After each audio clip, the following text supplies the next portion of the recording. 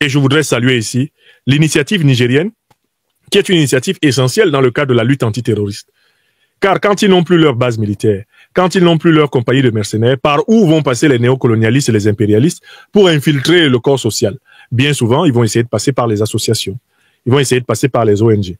Mais pour autant, cette mise au pas des associations et des ONG doit se faire dans le respect de l'état de droit. Bienvenue dans l'analyse politique du professeur et président de l'Institut de l'Afrique des Libertés, le docteur Franklin Nyamsi. N'hésitez pas à aimer la vidéo et la partager avec vos amis. C'est parti. Le coup de pied dans la fourmilière des ONG suspectes d'espionnage au Niger par le général Mohamed Toumba, ministre d'État. Quel type de gouvernement peut efficacement combattre les ONG néocolonialistes et impérialistes en Afrique? Voilà l'avant-dernier sujet de cette émission. Le général de brigade Mohamed Toumba, ministre d'État, ministre de l'Intérieur, ministre de la Sécurité publique et de l'administration territoriale du Niger, dans le cadre de la vaste campagne de communication et d'information gouvernementale qui a été entreprise à Niamey, en direction des populations du grand peuple africain du Niger, a parlé pendant près de 50 minutes devant les meilleurs journalistes de la radio-télévision nationale du Niger. Je l'ai écouté d'un bout à l'autre, expliquer et déployer la doctrine sécuritaire nigérienne qu'il maîtrise avec une tranquillité qui nous met en confiance, car ce sont des hommes de pensée et d'action qui sont à la tête du Niger.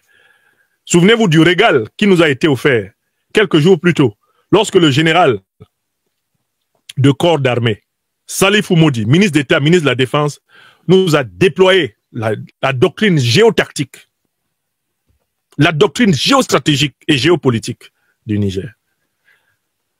Les généraux qui sont au pouvoir au Niger ont une qualité incontestable. Ce sont des hommes de très haute culture.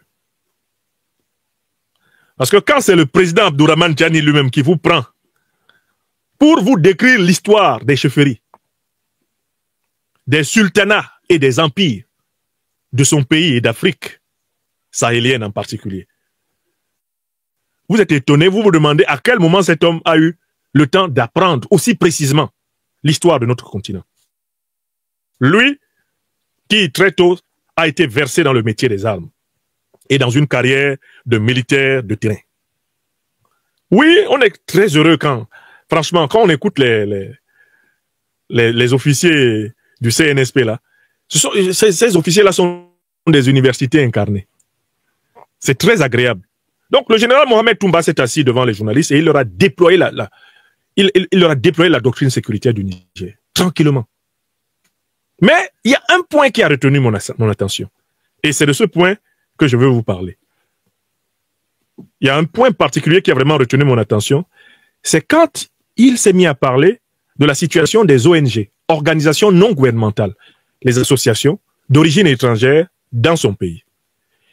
Il a fait remarquer que, en fait, une bonne partie des organisations non gouvernementales et des associations d'origine étrangère qui opèrent dans son pays, on n'en maîtrise pas exactement la nature profonde. On n'en maîtrise pas entièrement les activités. On n'en maîtrise pas entièrement les ressources. On n'en maîtrise pas entièrement l'agenda. On n'en maîtrise pas entièrement la finalité.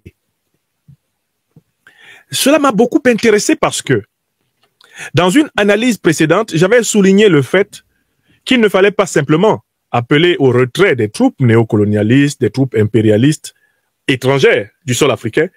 Et il fallait également déloger toutes les compagnies de sécurité privées, ce qu'on appelle les sociétés militaires privées, c'est-à-dire les compagnies de mercenaires qui opèrent en Afrique et qui ne répondent que devant des grandes puissances hostiles aux pays africains en quête de souveraineté. Donc il fallait mener une enquête dans toutes les sociétés de sécurité, dans toutes les sociétés de mercenaires, et dégager systématiquement celles qui sont sous allégeance d'une puissance hostile à un pays africain. Ça, je l'avais montré. Mais ce que le général Mohamed Toumba, par son intervention récente à la radio-télévision nigérienne, cette grande chaîne que je salue, et je salue mon ami Abdoulaye Tiemoro, qui faisait partie des intervieweurs, en fait, le général Toumba a mis un coup de pied dans la fourmilière des ONG et des associations. Et il a en même temps annoncé une méthodologie de travail que le Niger va appliquer. Ils vont à nouveau examiner tout le répertoire des associations. Ils vont vérifier, bien sûr, d'abord les documents statutaires des associations et des ONG. Ils vont vérifier le fonctionnement du financement. Ils vont vérifier le cahier d'activité des associations. Ils vont vérifier les preuves des activités, l'agenda d'activité des associations. Ils vont vérifier la finalité des associations. Et c'est seulement à l'issue de cette grande vérification nationale sur pratiquement 4000 ONG et associations que seront listées celles qui sont autorisées à continuer à opérer au Niger. Mais écoutez, la méthode nigérienne doit être appliquée partout. Mais, et c'est là que ma deuxième réflexion me vient. La deuxième inspiration me vient, après avoir écouté le général Mohamed Toumba. Est-ce que tous les pays africains, avec tous les régimes que nous avons, sont aptes à mener ce travail sérieusement? Parce que ça ne m'a pas échappé qu'au Cameroun, mon pays natal, le régime de Paul Biya met la pression sur une association, une ONG des droits de l'homme appelée le REDAC, dont la présidente du conseil d'administration est l'avocate internationale Alice Nkom, et je crois la secrétaire exécutive, eh bien, Madame Maximilienne Mbe. Le régime Biya met la pression sur cette ONG en particulier, au motif qu'il veut maîtriser l'origine des ressources et l'usage qui est fait par les ressources financières de cette ONG. Alors, la question qui vient tout de suite, c'est, est-ce que tout régime politique est apte à mettre de l'ordre dans les ONG? À quelles conditions un régime politique peut-il mettre de l'ordre dans les ONG? Mais il y a une condition essentielle. C'est que ce régime politique lui-même respecte le droit. C'est que ce régime politique lui-même ne fasse pas ce qu'il condamne.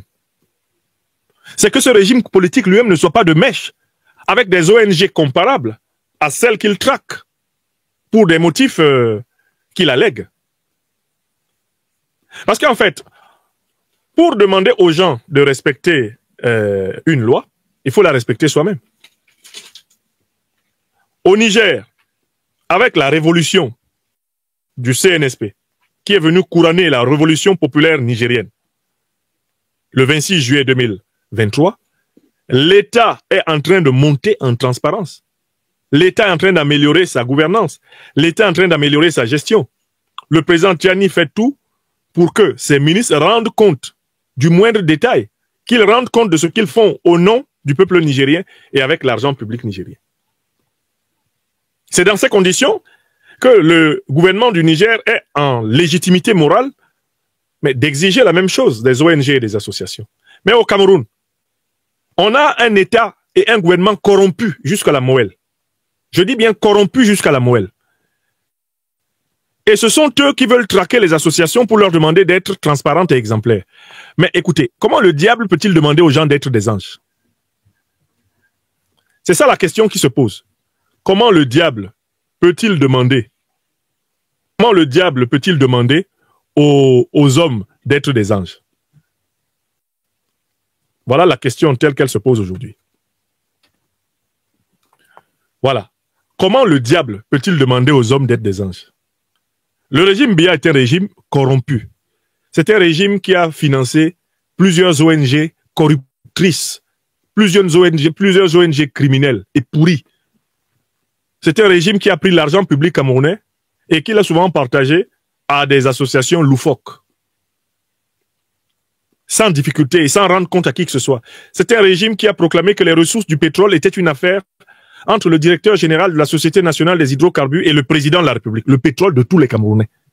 Ils ont dit ça publiquement à la télé, que c'est l'affaire du DG de la SNH, qui s'appelait à l'époque Jean Assoumouvé, et du président Biya.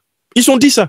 Quand vous avez eu ce degré de mépris des règles de bonne gestion de la fortune publique, est-ce que vous êtes vraiment fondé à persécuter une ONG pour qu'elle soit exemplaire, alors que vous êtes tout le contraire de ce que vous revendiquez? Non. La condition pour mettre de l'ordre dans la société civile, c'est d'être un État de droit. C'est d'être un État exemplaire. C'est d'être un État qui respecte les règles qu'il demande aux populations de respecter. Je tiens à le dire ici. Et je salue le Niger qui a compris que les ONG et les associations sont en réalité des chevaux de Troie par lesquels les néocolonialistes et les impérialistes peuvent passer pour fragiliser le pays. Il est important d'avoir un suivi des ONG et des associations. Mais ce suivi doit toujours se faire dans le respect des libertés fondamentales, dans le respect des droits fondamentaux, et il doit se faire par un État lui-même exemplaire. Quand l'État n'est pas exemplaire, il n'est pas fondé moralement à poursuivre les gens. Quelle douleur ressentent les contrevenants quand ils sont punis par un contrevenant. Mais quelqu'un qui ne respecte pas la loi et qui te punit pour n'avoir pas respecté la loi, mais c'est la double peine. Tu as mal parce qu'il te punit au nom de la loi, mais tu as en plus mal parce que celui qui te punit au nom de la loi ne la respecte pas. C'est trop. Donc, la clarification du statut des ONG, la surveillance des ONG, l'encadrement de l'activité des ONG se fait d'autant mieux que l'État, le gouvernement, ont une gouvernance elle-même exemplaire. Et je voudrais saluer ici l'initiative nigérienne, qui est une initiative essentielle dans le cadre de la lutte antiterroriste. Car quand ils n'ont plus leur base militaire, quand ils n'ont plus leur compagnie de mercenaires, par où vont passer les néocolonialistes et les impérialistes pour infiltrer le corps social?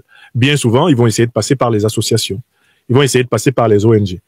Mais, pour autant, cette mise au pas des associations et des ONG doit se faire dans le respect de l'état de droit. Et ceux qui doivent appliquer cette transparence dans la société doivent être eux-mêmes transparents. Il y a un effort de transparence qui est fourni depuis le 26 juillet 2023 au Niger, alors qu'au Cameroun, avec Paul Biya, il y a plutôt un effort d'opacité. Il y a plutôt un effort d'opacité. Alors, quand vous êtes dans l'opacité, vous ne pouvez pas emmerder le monde avec vos exigences de transparence. Si tu veux être capable d'exiger la transparence aux autres, eh bien, applique-la à toi-même. Sois toi-même un exemple de transparence. Chers téléspectateurs, vous avez été les témoins privilégiés de cette analyse politique profonde et inspirante avec le Dr Franklin Niamsi. Maintenant, c'est à vous.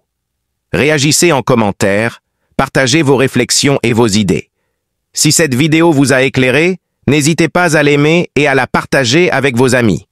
Ensemble, nous construisons l'Afrique de demain.